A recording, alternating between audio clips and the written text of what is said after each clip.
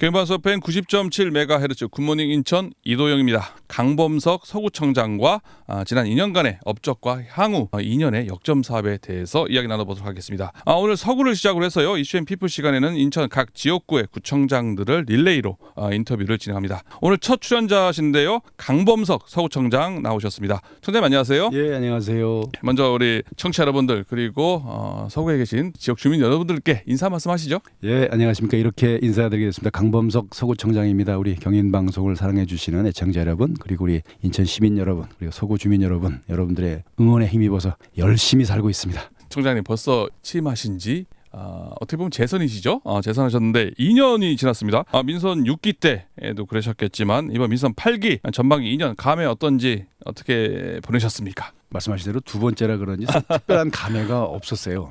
예. 일만 열심히 하면 되겠네요. 예, 벌써 반이나 갔구나 싶은 생각은 있는데, 근데 생각해 보니까 사실 선출직 입장에서 뭐 개인의 소외라는 게 큰 의미가 있겠나. 일하라고 뽑아놓은 머슴인데 뭐 머슴이. 근데 대신 머슴 얘기를 하니까 그런 말 있잖아요. 게으른 농부가 석양에 바쁘다고. 이제 정오가 넘어갔으니까 오후에 바빠지겠구나 싶은 생각을 하죠. 열심히 하도록 하겠습니다. 알겠습니다. 근데 지금 말씀하신 것처럼 뭐 어떻게 일했느냐 봤더니 지금 2년 동안 공약 이행률 최근 발표가 있었는데요. 58.5%. 최근에 언론 보도에 따르니까요. 이종복 인천시장의 공약 이행률이 14%였다. 그리고 진행 중이었다는 게 있는데 완료율은 14%였습니다. 그런데 총장님 58.5% 절반 이상을 완료했네요. 어떻게 일 많이 하셨네요? 근데 이제 이게 사실은 이제 두 가지로 말씀드릴 수 있을 것 같은데 뭐 많이 했다라고 볼 수도 있고, 또 하나가 이제 남은 일들이 사실은 이제 제가 약속한 것들이 보면 구청장이 다 책임질 수 있는 일이 있고 책임질 수는 없지만 우리 구에 필요한 것들이어서 같이 하겠다 약속한 것들이 있거든요.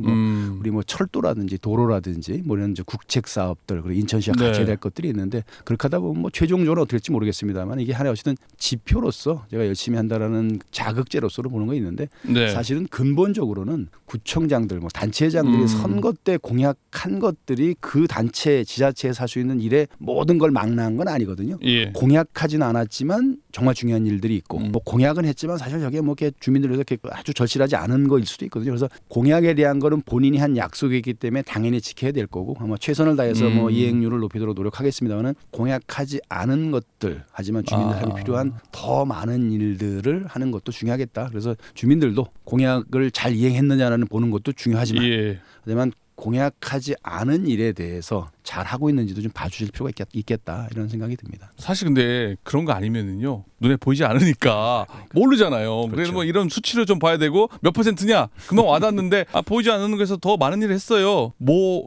직접 느끼는 주민들 계시겠지만 일반적으로 잘 모를 수도 있지 않겠습니까? 홍보하지 않으면? 그렇죠. 이런 거죠. 예를 들어서 우리가 지하철, 고속도로 놓고 보면은 아시는 것처럼 어떤 사업을 확정하고 행정 절차 진행하고 예산 확보하고 공사하고 보면은 이게 어지간한 토목공사들은 단체장 임기 2번 안 해도 해결 안 되는 것들이 많아요. 그렇죠. 그리고 내가 이걸 예를 들어서 지금 된 거니까 예를 들어 제4 경인고속도로를 뚫겠다. 지금 시작해도 아마 다음 시장쯤에 될 거라서 네가 약속했는데 왜 이걸 해결하지 않느냐라고 얘기하는 거는 어찌 보면 약간 좀 가혹할 수도 있다. 이런 취지죠. 그러네요. 근데 일단 우리는 수치로 금방 와닿으니까 아까 지금 현재 민선 8기 2년 차 58.5%인데요. 청장님 초선 6기 때 하셨잖아요. 그때 비하면은 58.5% 더 나은 겁니까? 어떻습니까? 좀 그때랑 비교를 해본다면. 수치로 보면 그때보다는 좀 많이 높아졌죠. 확실히 두 번째 하니까는 조금 관록? 이제 경험? 있다고 봐야죠. 알겠습니다. 이따가 봐야죠. 두 번 했는데요, 그죠? 한 번에 두 번째인데 달라야죠. 지금 청장님이 보니까 이 주요 공약 세부적으로 이렇게 준비를 해줬는데, 아이 키우기 좋은 도시 서구, 사통팔달 교통중심 서구, 함께 잘 사는 서구, 더 건강하고 깨끗한 서구, 그리고 살림살이 풍족해지고 삶이 윤택해진 서구 쫙 해가지고 보니까 내용이 엄청 많아요. 이거 다 얘기할 수는 없고, 이 중에서 참 내가 요것만큼은 더 잘했다, 좀 이것만큼은 좀 더 주민들한테 시민들한테 어필하고 싶다. 이런 거죠. 사실은 이제 서구가 인구가 63만인데요. 서구 인구의 평균 연령이 40세입니다.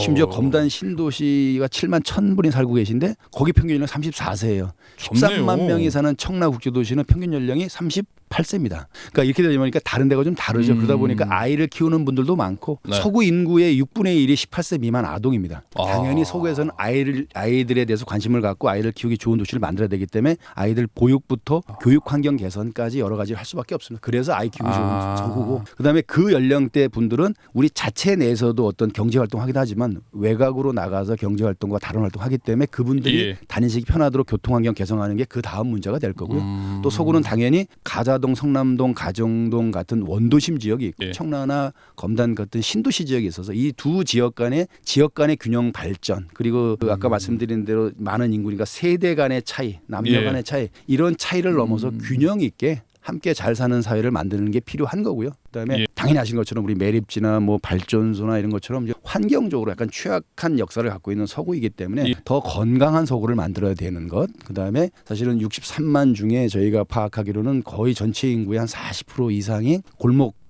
자영업, 지역 경제, 그다음에 서구에는 3,700개 정도의 등록된 공장이 있고 미등록까지 하면 더 많습니다. 그러니까 중소기업과 자영업자의 비중이 높습니다. 그분들이 경제 활동하면서 살 수 있도록 하는 그들의 경제적 풍요나 삶의 질의 문제도 고민할 수밖에 없기 때문에 지금 말씀하신 것처럼 다 맞습니다. 어느 게 중요하고 어느 게 중요하지 않다라고 말씀드릴 수 없을 만큼 그만큼 여러 가지를 다 해야 되기 때문에 사실 일일이 다 설명드릴 수는 없지만 그 한 부분 한 부분은 빠지지 않도록 최선을 다하고 있다는 말씀드리겠습니다. 아니 지금 제가 쭉 아까 읽었잖아요 5개를요.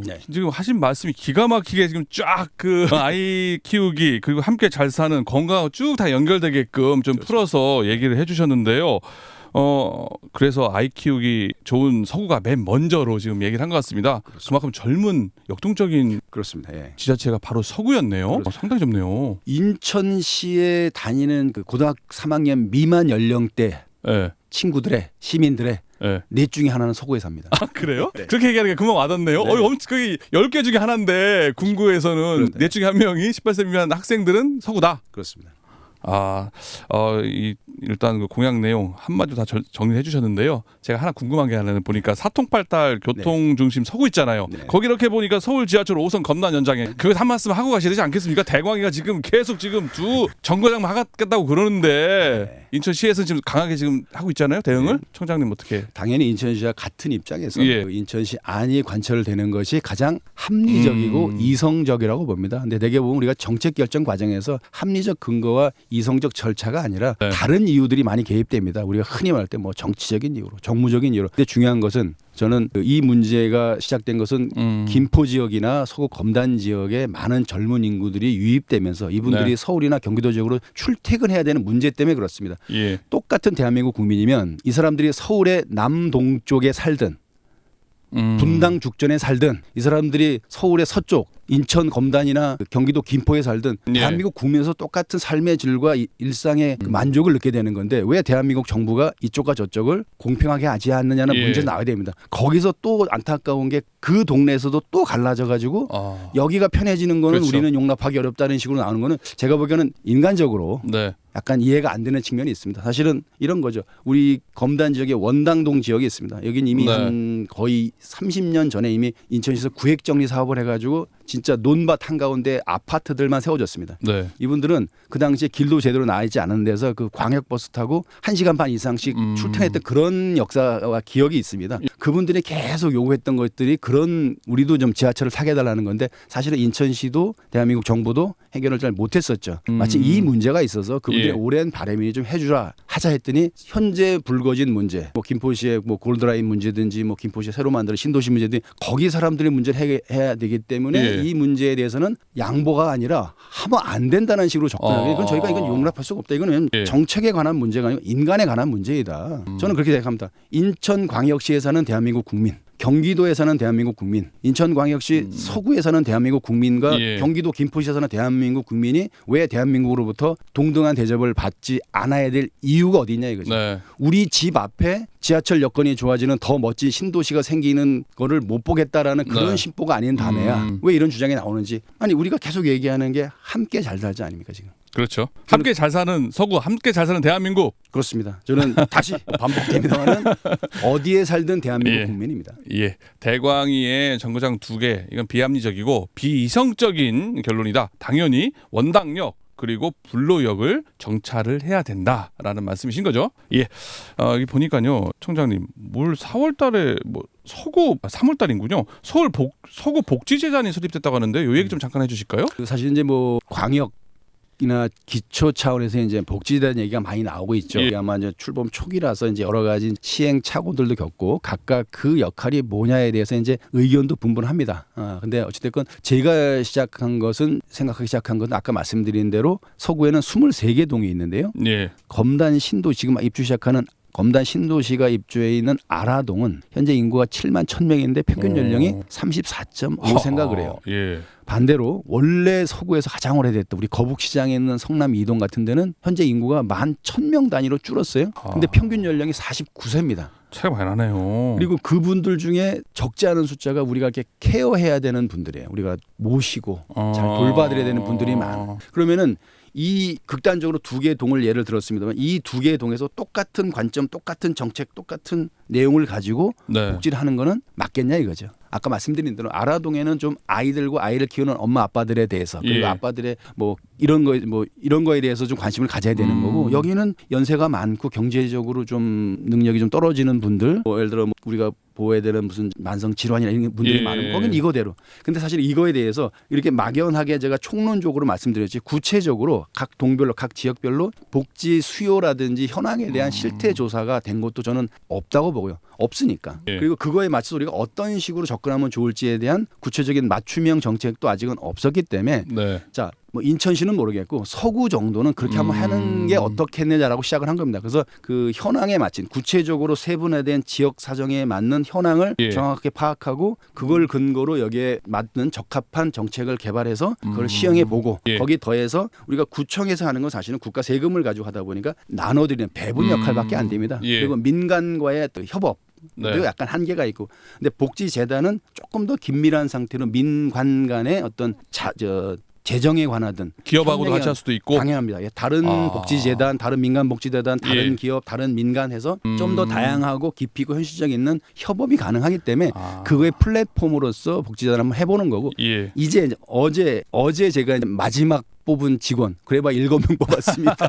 복지재단 직원이요? 예. 많지가 않네요. 마지막 뽑은 직원 이제 그 임명장을 주고 우리 한번 잘해보자. 이제 우리가 예. 이제 출발점에 섰습니다. 뭐 누군가는 그 얘기하죠. 무슨 구청 차원에서 기초자치 차원에서 무슨 복지재단이냐. 대개 그게 무슨 지가 선거하고 누구 일자리 만들어 주려 하는 거 이런 식으로 하는데 뭐 그런 오해에 대해서는 저는 분명히 아닙니다. 그거 설명할 틈은 없고요. 예. 제가 아까 말씀드린 대로 그 길로 한번 쭉 가보는 거고 그래서 서구복지재단이 가는 길이 대한민국 기초자치단체 복지재단이 가는 길에 모델이 됐으면 우리 예. 그거 한번 해보자라고 우리 직원들하고 어제 그 얘기를 좀 예. 했습니다. 뭐 이색적이네요. 왜냐하면은 장학재단, 뭐 문화재단은 좀 들어봤는데 기초자치단체 차원에서 복지재단을 만들었다. 이게 좀 나름 청장님 소신을 가지고 만든 거네요. 저도 이거 뭐 오래 꿈꾸다가 사실 지난번 구청장 때부터 하고 싶었는데 그때는 이제 문화재단을 만든다고 이것까지 못했었습니다. 그때 문화재단을 만들었잖아요. 좀 만들었죠. 이번에 복지재단 만들었네요. 예. 알겠습니다. 또 하나 지금 서구 핫합니다. 분구가 지금 행정체제 개편이 네, 진행되고 네, 있잖아요. 어떻게 네. 되고 있습니까? 뭐 법으로는 확정이 돼 있고요. 예. 그래서 이제 뭐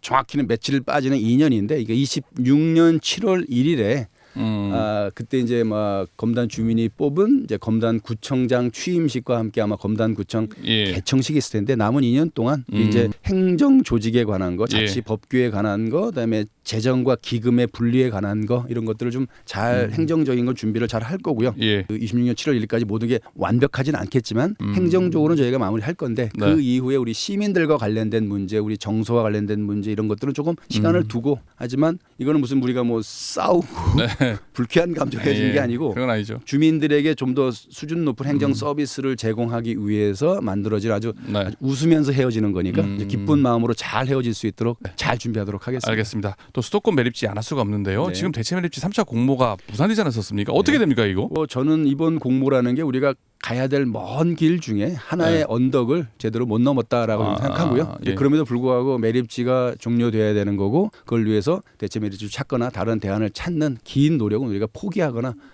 저는 마음이 좀 약해질 필요는 없다고 보고요. 뭐 예. 이거에 대해서 뭐 정부든 관계 당국에서 뭐 4차 공모를 할 수도 있고 저는 그건 의미가 있다고 봅니다. 그래서 네. 좀 더 좋은 조건을 가지고 4차 공모를 할 수도 있고 하지만 이제 이것만으로는 좀 부족할 수 있기 때문에 네. 다른 대안도 한번 해보자. 그래서 예. 우리가 다른 정책의 경우는 공모 방식도 있지만 우리가 이제 입지선정위원회식으로 해서 정하는 게 있습니다. 사실 실제로 서구가 우리 흔히 말하는 이제 소각장 예. 자원순환센터로 이제 개념을 좀 바꿔야 네. 됩니다만 서구 자원순환센터와 관련해서 서구가 지금 진행하는 게 입지선정위원회를 통한 입지를 지금 찾고 있는 중이거든요. 서울이 그런 식으로 하던 것 같은데요. 그렇습니다. 네, 거기는 이제 당연히 공무원만이 아니고 주민들, 전문가들이 다 모여서 현실적으로 예. 어디가 가장 적절한지를 찾으면 대신 문제는 그 대상지가 되는 주민들은 당연히 반발할 수가 있겠죠. 하지만 대상지도 없이 그냥 네. 막연히 우리가 이렇게 할 수는 없는 거기 때문에 그런 방식도 있습니다. 그래서 정부가 뜻이 있다면 그런 방법을 통해서 어디를 정하고 대상지가 되는 주민들에게 어떤 그 보상책이든 예. 설득이든 양해든 이런 거를 해야 되는데 뭐 다 정해서 너희들이 알아서 정리해 오면 우리가 거기다 예산을 투입해 줄게라는 식은 누가 보기에도 약간 좀 적극적이지는 않다. 저가 좀 더 심한 말을 하면 안 될 것 같아서.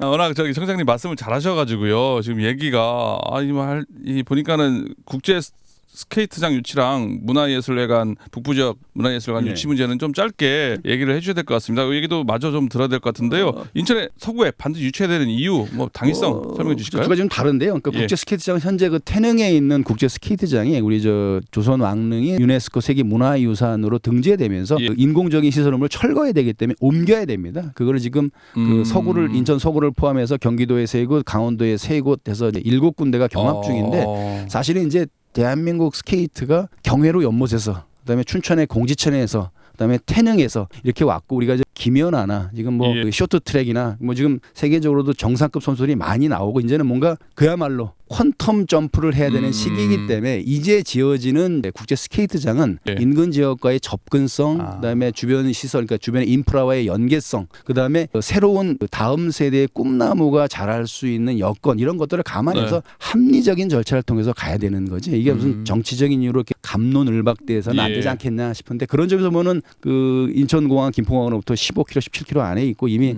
청라 국제도시, 그다음에 63만의 서구, 300만의 인천, 2,500만의 수도권 중심에 있는 곳이기 때문에 접근성. 그다음에 아까 말씀드린 대로 그 인천에는 43만 명의 18세 미만 아동이 있고요.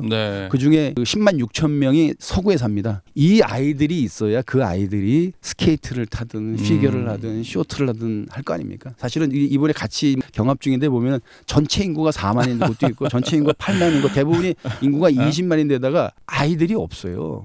그럼 거기에 무슨 그 관람객 숫자도 없지만 관람객을 위해서 우리가 스케이트장을 만들 수는 없는 거고 그런 관점에서 보면 저는 뭐 합리적으로 보면 저희가 뭐 꿈나무 유망주들이 많네요. 다른 대안이 없을 거라고 보는데 이렇게 하면 또 그쪽에 기분 나쁠 수 있으니까 거기까지 하고요. 그러면 인천 인구가 300만인데 부평구, 계양구, 서구 인구가 150만입니다.